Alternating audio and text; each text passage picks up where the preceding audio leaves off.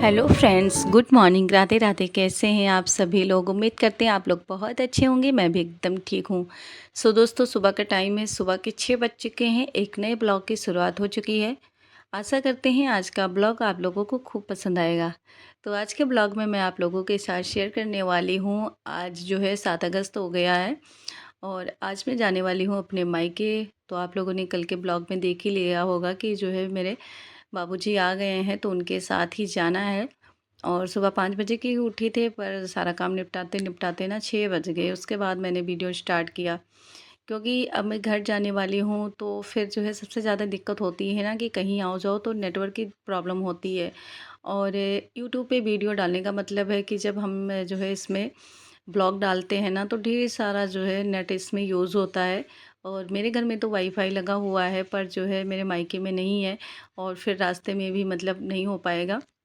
इसी चक्कर में ये जो है ब्लॉग भी काफ़ी ज़्यादा लेट हो गया। मतलब काफ़ी टाइम का है, 7 अगस्त का है, पर जो है लेट हो गया। नेटवर्क प्रॉब्लम के कारण मैं ब्लॉग डाल नहीं पाई, क्योंकि ये जो है यहाँ पे आने के बाद ना मेरे फ़ोन में ना बिल्कुल भी नेट नहीं चल रहा है, बिल्कुल भी नहीं चल रहा है। जो मेरी सिम है ना, वो तो बिल्कुल बंद हो चुकी है।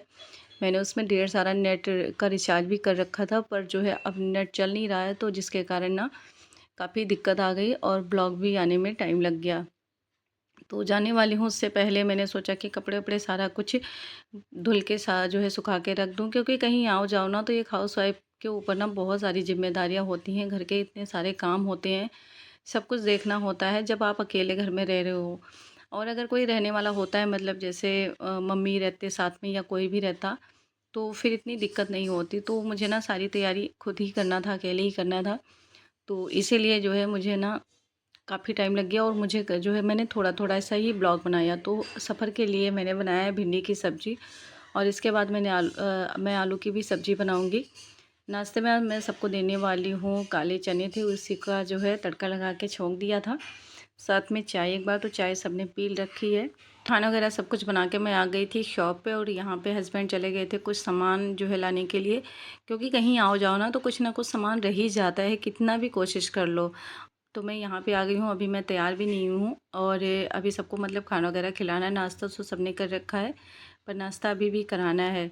तो मैं शॉप पे बैठी हुई जब तक वो सामान लेने गए हैं। कुछ मतलब ट्रैवल जैसे हम करते हैं ना, तो ट्रेन में जो चीज़ें मिलती हैं ना, बहुत ही घटिया क्वालिटी की होती हैं, मतलब एकदम भी अच्छी नहीं होती हैं। और बच्चे भी बीमार हैं, तो इसलिए बाहर से हमने यहीं से सामान वगैरह मंगा लिए हैं।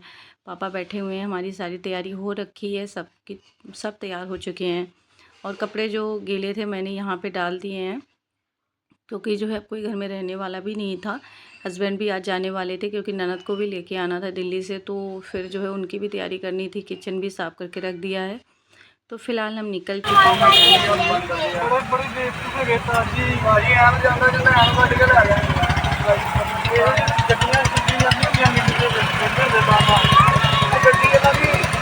लिए। तो यहाँ पे मैंने ना पजामा टी-शर्ट ही पहन रखा था, क्योंकि सफ़र में ना बहुत दिक्कत होती है जब हम कोई मतलब नया सूट पहन लेते हैं या कुछ हैवी सा, तो जो है सफ़र में ये सारी चीज़ें बहुत दिक्कत देती। तो मैंने इसलिए पजामा टी-शर्ट ही डाल रखा है। हम लोग ट्रेन में बैठ चुके हैं और तुरंत ही बैठे, मतलब 1 मिनट का है ये जो है मतलब फ़र्क था, और तुरंत ही हमारी ट्रेन चल पड़ी। तो फ़िलहाल मैं जा रही हूँ अपने मायके के लिए, और मायके जा रही हूँ। तो यहाँ पे देख सकते हो, ये हमारा अमृतसर का स्टेशन है। और जैसे ट्रेन में बच्चे बैठे ना, इनको तुरंत ही भूख लग गई। तो यहाँ पे ये लोग ना खाने लग गए थे। मैं खाना लेके आई थी, ढेर सारा खाना लेके आई थी, पर बच्चों ने ही खाया था। उसके बाद किसी ने नहीं खाया। और उसके बाद ये सुबह का टाइम है, सुबह के वही 6:30 बज चुके हैं। तो दोस्तों, मैंने बीच में ब्लॉग नहीं बनाया था, क्योंकि ना कल जैसे मैं ट्रेन में बैठी, तो ये हमारा एसी वाला डब्बा है, इसमें ना मुझे काफ़ी दिक्कत हो गई अचानक ही। तो ऐसा फ़र्स्ट टाइम हुआ है कि ट्रेन में सफ़र करते टाइम पे मेरी तबीयत ख़राब हो गई, और तबीयत भी इतनी ज़्यादा ख़राब हुई ना कि इतनी मुझे वॉमिटिंग हो रही थी कि मतलब ऐसा लग रहा था कि शायद जो है मेरी जान ही निकल जाएगी। पर जो है ऐसे ही मज़ाक-मज़ाक में मेरे बच्चे ने एक खुराक दवाई रख ली थी, तो मैंने वो खाया। फिर जाके थोड़ा-सा ना आराम मिला मुझे। तो यहाँ पे हम माँ-बेटे बात कर रहे थे। फ़िलहाल दोस्तों, मैं पहुँचने वाली हूँ मायके, और जो है मायके जाने की एक अलग ही खुशी होती है, मतलब इतना खुशी होता है। उम्र हमारी चाहे कितनी भी हो जाए, अगर हमें मायके जाने को मिल जाए ना, तो कहते हैं ना कि पुराने दिन याद आ जाते हैं और जान में जान आ जाती है। ये बस हम गोंडा स्टेशन पहुंचने ही वाले हैं, वहाँ की वीडियो मैंने बना रखी थी। और काफ़ी ज़्यादा मौसम भी अच्छा हो रखा है क्योंकि बारिश रिमझिम बारिश हो रही थी। और मेरे पास जो है बाबू बोल रहे थे बार बार कि मतलब इतनी बारिश हो रही है गांव में, बहुत ज़्यादा मतलब वो होगा, रास्ता ख़राब होगा। पर चलिए कोई बात नहीं, कहते हैं ना कि इतने सालों तक यहीं पे ही टाइम निकाला है, अपना बचपन बीता है, तो फिर ये ना आम ही बात है। और ये ना वो है, क्या कहते हैं, घाघरा नदी है। जब हम गोंडा पहुंचने लगते हैं ना तो ये रास्ते में ही जो है घाघरा नदी पड़ती है। और पानी का उफाला आप लोग देख सकते हो, मतलब कितना ज़्यादा हो चुका है। तो यहाँ पे ना काफ़ी जगहों पे यूपी में बाढ़ भी आ चुकी है। तो जब मेरा मायका है ना, जो नहीं जानते उनके लिए बता दूँ कि यूपी में पड़ता है, गोंडा ज़िला, हमारा स्टेट जो है गोंडा ज़िला है। तो वहीं पे जो है मतलब गांव, गोंडा ज़िला से मतलब गोंडा से 30 या 35 किलोमीटर दूर मेरा घर पड़ता है। और जो मेरी दीदी है ना, बड़ी वाली दीदी हैं, वो गोंडा में ही रहती हैं। तो फ़िलहाल यहाँ पे देख सकते हो काफ़ी ज़्यादा मतलब अच्छा लग रहा था। बस ये है ना कि एसी वाले में जब हम बैठते हैं ना तो ये विंडो हम खोल नहीं सकते, इसलिए वीडियो थोड़ी अच्छी कम बनती है। फ़िलहाल हम गोंडा कचहरी पहुँच चुके हैं और बस 2-4 मिनट का रास्ता और रह गया, उसके बाद हम गोंडा स्टेशन पहुँच जाएंगे। तो आप सभी लोगों का स्वागत है हमारे गोंडा में। और ये जो रास्ता है ना, अब तो मतलब अजनबी सा लगने लगा है, नहीं तो जब हम कॉलेज में पढ़ते थे, जो हमारी जो है बीए की पढ़ाई हुई है, ये जो है एलबीएस कॉलेज में ही हुई है, जो गोंडा में ही पड़ता है। तो रोज़ मतलब अप डाउन होता था, ट्रेन से हम आते थे जाते थे क्लास लगाने के लिए, गांव से मतलब गोंडा आते थे पढ़ने के लिए। पर अब ना सब सपना सा हो गया, कहते हैं ना एक समय, हर समय एक जैसा नहीं होता है, समय बदलता रहता है, समय के साथ साथ हम भी बदलते रहते हैं। तो फ़िलहाल हम पुल पे चढ़ गए हैं और जो मेरा बैग है ना काफ़ी ज़्यादा हैवी है। तो देखिए बाबू मेरे कितना मतलब बेचारे लेके चल रहे हैं, और इतनी उम्र हो गई है फिर भी जो है अपने बच्चों का साथ नहीं छोड़ रहे हैं। कितना उन्होंने मतलब ट्रबल करके मुझे लेके आए हैं। फ़िलहाल हमने ऑटो कर लिया है, ऑटो हमने बुक कर लिया है, ये हमें ना सीधा हमारे घर तक पहुँचा देगा।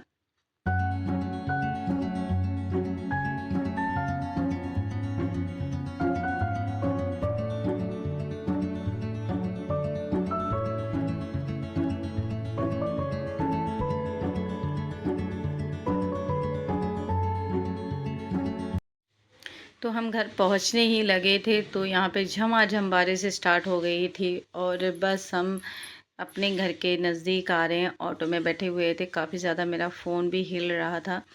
तो ये जो रास्ता है ना, ये हमारे घर की तरफ जाता है। और बस थोड़ा सा टाइम रह गया है अभी तो, मतलब जो हमारे घर के पास में, गांव के पास में जो मार्केट पड़ता है, यानी जो रामापुर के नाम से जाना जाता है, हम वहाँ पे पहुँच चुके हैं। ये जो नदी है, ये टेढ़ी नदी के नाम से जानी जाती है। और फ़िलहाल अब हमारे गांव का रास्ता आ चुका है। और मैं पहुंची थी कि मेरे भैया यहीं मोड़ पे खड़े हुए थे, हमारा इंतज़ार कर रहे थे हमें लेने के लिए, क्योंकि बारिश भी होने लगी थी तो छाता लेके आए थे। यहाँ देख सकते हैं जो सामने ये मोड़ है ना, वहीं पे भैया खड़े थे, पर मुझे ना दूर से दिखा नहीं। जब मैं पास में पहुंची फिर जाके ये देखिए यहाँ पे, तो अब मुझे पता चला कि यहाँ पे भैया हैं। फ़िलहाल मेरे घर का देखिए क्या हाल बन चुका है। घर बहुत पहले बना हुआ था, इसलिए पुराना हो गया है। तालाब था घर के पास तो वो ना पूरा ऊपर तक बह आया है, मतलब पानी बहुत ज़्यादा फैल चुका है। अम्मा मेरी खड़ी हुई हैं लोटा लेके। हो जाए सबका।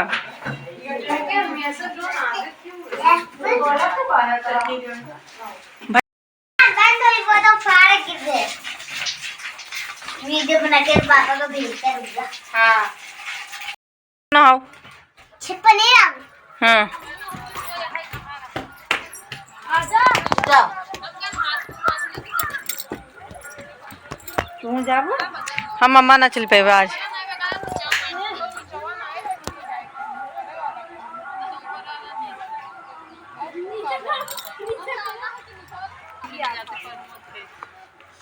हमारे यहाँ खुखड़ी खाल देखो, वो उनका ननका का तो जंदरी बहुत जरूरत नहीं। अब खूब चबाई है, खूब बड़ा तिल सब बोए दीनी महीनी फुलवारी लगी है उनका। रंगा हो गया काल परफुल डांस करी है, परफ्यूम लगाओ चुन्नी में। हैं हाँ।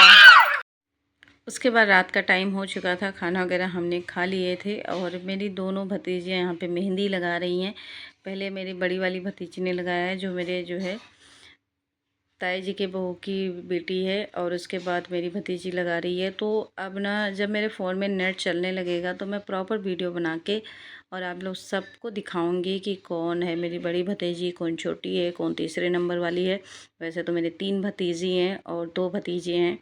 ये दोनों बच्चों को मैं सुला रही हूँ, साथ में मेहंदी भी लगवा रही हूँ दोस्तों, तो आप लोग देख सकते हो।